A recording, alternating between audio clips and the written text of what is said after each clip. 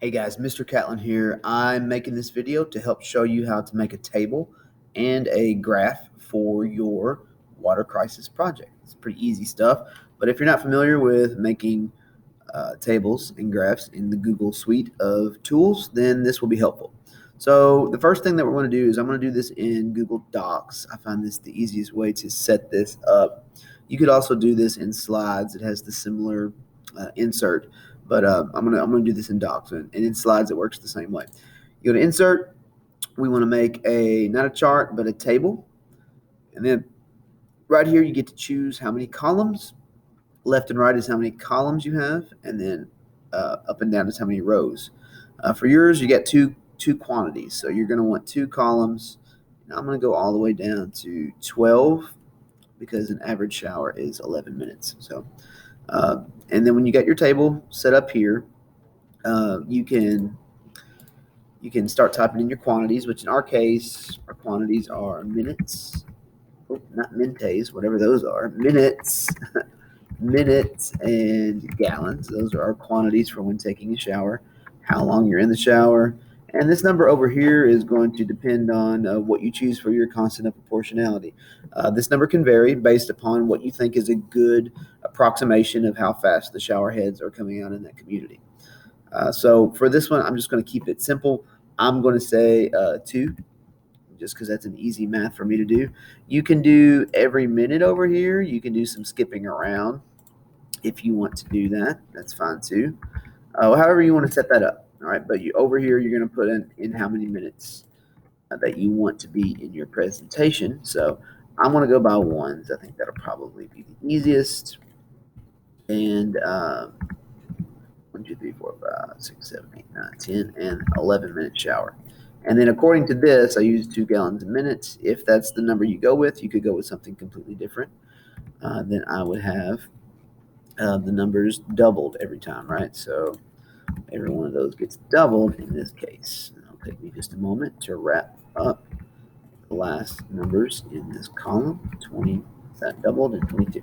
Okay, so once you have your table made, some things you might want to do is you might want to grab it and kind of bring it over to the side so it's not taking up as much of the space on your page. Okay, looks a little bit neater that way.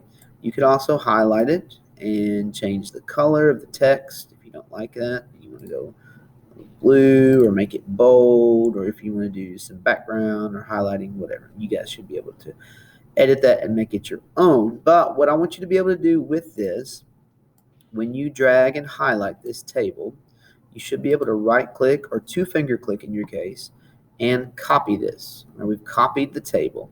So what we want to do with the table is we want to take the information that's in it and make it into a graph with ordered pairs that gets put onto a coordinate plane. So the way we're going to do that is we're going to create a new page. We're going to make a Google Sheet, sheets.new. And in your new Google Sheets, it's just going to be a big grid of open blanks, okay? Anywhere on there, you can choose anywhere. Select a cell, and then paste, right-click and paste, or you can hit Control-V, but paste it in there. So what you have now is you have your table that you made from your Google Doc, which was here, has now been transferred over to Google Sheets, which is nice because in Google Sheets, it has some power. It can do some pretty cool things. We're going to highlight all of these, and over here in the corner, there's a little button that says Explore. And this Explore button, let me get my mug out of the way here. And this Explore button gives you a lot of different options of different things you can do, graphs you can make. My favorite for this one is probably the line graph, although if you like these others and the way they look, you could grab one of those. But if you drag it over, you can actually put it on your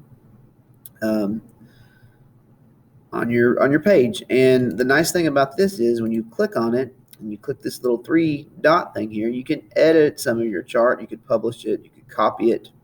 But if you go into edit, you should be able to, over here, pick the type of chart that it is. If you want to change things, you should be able to give it a name and customize it. I think if you do series or chart axis, here you go, chart and axis titles.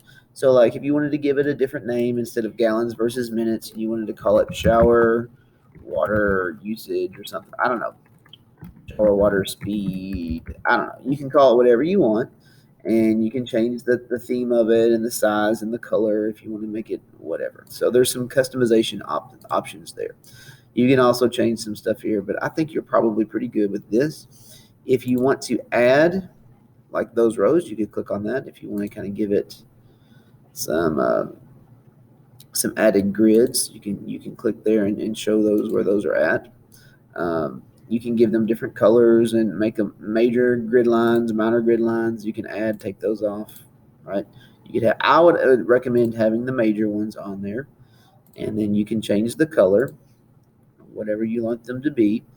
And you can add the minor grid lines, and you can change their color if you want them to be something different. And then it will kind of show. And you might want to change your graphing color. Like you don't want that to be a blue line. Maybe you want it to be red, and you want it to be a different type. Maybe I want it to be dashed, or maybe I want it to be thicker. I want it to go and be a thicker line to show what's really happening there. Okay, anyway, you can customize that. You kind of get that idea.